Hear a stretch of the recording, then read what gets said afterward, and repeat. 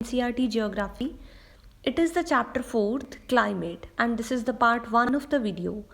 तो देखिए इससे पहले हमने डिस्कस किया है लैंडफॉर्म्स जिसमें mountains, volcano, island, reverse, waterfall, peninsula, ये सब चीज़ों के बारे में डिस्कस किया है. ये सब चीज़ें landforms, physical features, drainage, mountains, इन सब चीज़ों पे क्लाइमेट का इम्पेक्ट होता है. देखिए नॉर्मली क्या है, 9th क्लास के स्टूडेंट्स के लिए क्लाइमेट एक बहुत बड़ा चैप्टर है. You can say it is the most awaited chapter, awaited video, और you can say it is the most difficult chapter. बच्चों को ऐसे लगता है कि ये एक डिफ़िकल्ट चैप्टर है, लेकिन क्या है कि इस चैप्टर को अगर आप एक सीरीज़ की फॉर्म में देखेंगे, मीन्स देखिए हर एक कड़ी एक दूसरे से जुड़ी होती है. जैसे एक चेन होती है, उसकी डिफरेंट कड़ियाँ होती हैं, तो वो एक दूसरे से जुड़ी होती हैं. वैसे ही अगर आपने first 3 chapters of geography class 9th NCERT देखे हैं तो ही आपको क्लाइमेट बहुत अच्छे से समझ आएगा. एंड इसमें से क्वेश्चंस फाइनल पेपर में पक्का आते हैं. ये मोस्ट इम्पॉर्टेंट चैप्टर है. इसी चैप्टर पे डिपेंडेंट है आपकी class 10th, 11th and 12th की ज्योग्राफी. एंड उसके बाद अगर आप UPSC, PPSC के लिए प्लान कर रहे हैं, any kind of civil services examination, तो उसमें भी इस चैप्टर का मोस्ट इम्पॉर्टेंट रोल रहेगा. तो चलिए अब हम डिस्कस करते हैं कि क्लाइमेट ने इन सब चीज़ों को, लैंडफॉर्म्स को, माउंटेन्स को, वैलीज़ को, इन सब चीज़ों को कैसे इम्पेक्ट किया है. ठीक है, देखो ये जो क्लाइमेट है ना, ये छुपा रुस्तम है. छुपा रुस्तम कैसे? बाकी सब चीज़ें जैसे कि माउंटेन्स, ये सब चीज़ें हम देख सकते हैं, है ना. इनको देख के हम चीज़ों को समझ सकते हैं कि इसमें क्या क्या चेंज आ रहा है. लेकिन जो क्लाइमेट है वो इनविजिबली काम करता है.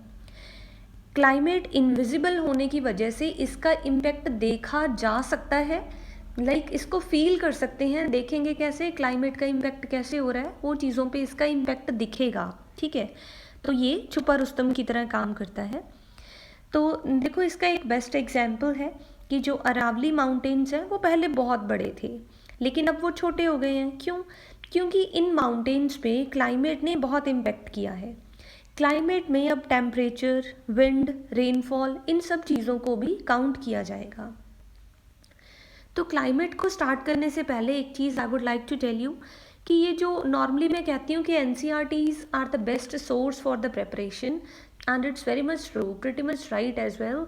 बट जो सोशल साइंस की NCERTs हैं वो अपने आप में बेस्ट हैं. लेकिन अगर हम क्लाइमेट चैप्टर की बात करें तो इस चैप्टर में हमें थोड़ा सा NCERT के बाहर जाके भी पढ़ना पड़ेगा, अदरवाइज़ चीज़ें उतनी अच्छे से क्लियर नहीं हो पाएंगी.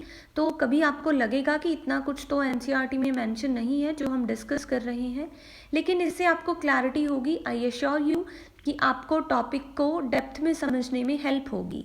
तो चलिए स्टार्ट करते हैं. क्लाइमेट क्या होता है?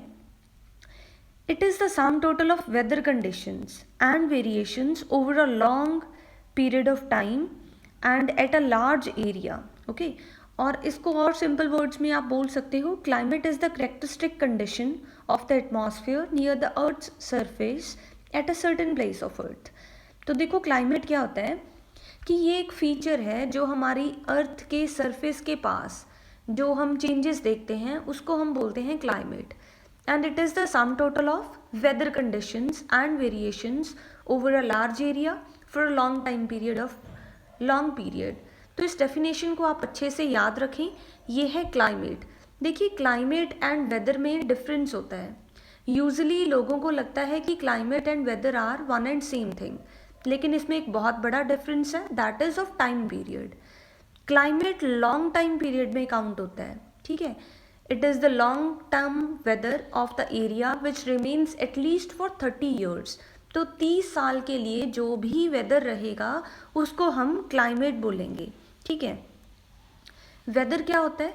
Weather refers to the state of atmosphere over an area at any point of time. एक पर्टिकुलर पॉइंट ऑफ टाइम पे वेदर क्या है उसको हम वेदर बोलते हैं. एक चीज़ आप समझें, जो वेदर है ये शॉर्ट टाइम में है. हम देखते हैं ना कई बारी कि सर्दी का मौसम चल रहा है लेकिन किसी दिन टेम्परेचर ज़्यादा होता है तो हम कहते हैं कि आज तो गर्मी लग रही है. वैसे सर्दी चल रही होती है.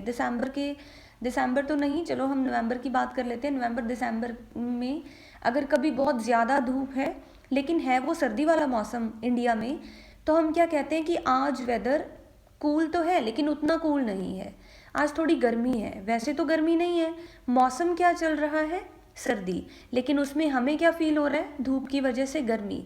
जो एक दिन का टेम्परेचर है उसे हम बोलेंगे वेदर।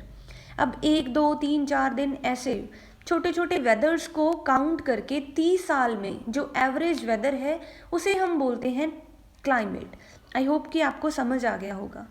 जैसे देखें, अफ्रीका का जो क्लाइमेट है वो यूजुअली इक्वेटोरियल है। अगर हम अफ्रीका की बात करें तो वो टेम्परेचर क्या है, गर्म है, इक्वेटोरियल है। लेकिन जिस दिन कभी टेम्परेचर कम होता होगा तो उस दिन अफ्रीकन पीपल भी बोलते होंगे, हम सेंट्रल अफ्रीका की बात कर रहे हैं, तो वो भी बोलते होंगे कि आज थोड़ा वेदर ठीक है, गर्मी कम है या फिर थोड़ी ठंड लग रही है। ठीक है, तो कभी गर्मी ज़्यादा होती है तो कभी कम होती है, दिस इज़ कॉल्ड वेदर। ठीक है, पर डे जो फिनोमिना है उसको हम वेदर बोलते हैं।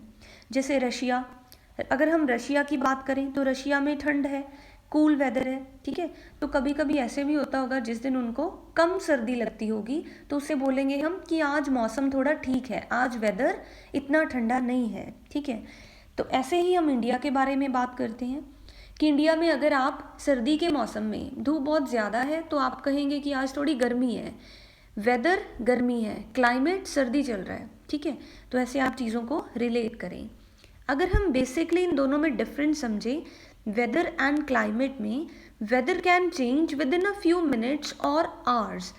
धूप बहुत ज़्यादा थी, अचानक से बादल हो गए तो बारिश वाला मौसम हो गया, बारिश होने लगी, थोड़ी ठंड लगने लगी तो हमने कह दिया आज तो ठंड लग रही है।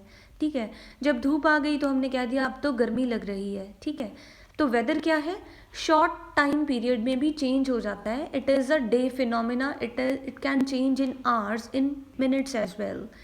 लेकिन जो क्लाइमेट है it takes very long time period to change. जैसे 30 ईयर्स, 30 साल में जो भी एवरेज वेदर रहेगा, टेम्परेचर रहेगा, उसी के बेसिस पे क्लाइमेट डिक्लेयर हो जाएगा। तो ये था basic difference between the weather and climate. ये एक बेसिक वीडियो था हमारे फर्स्ट पार्ट का, 4th चैप्टर का। इस चैप्टर के बहुत सारे पार्ट्स होंगे, आप कंटिन्यू बने रहें। Thank you so much for watching. Please like, subscribe and share this channel with your friends, because इस चैनल पे सारे वीडियोस फ्री ऑफ कॉस्ट हैं। Thank you so much.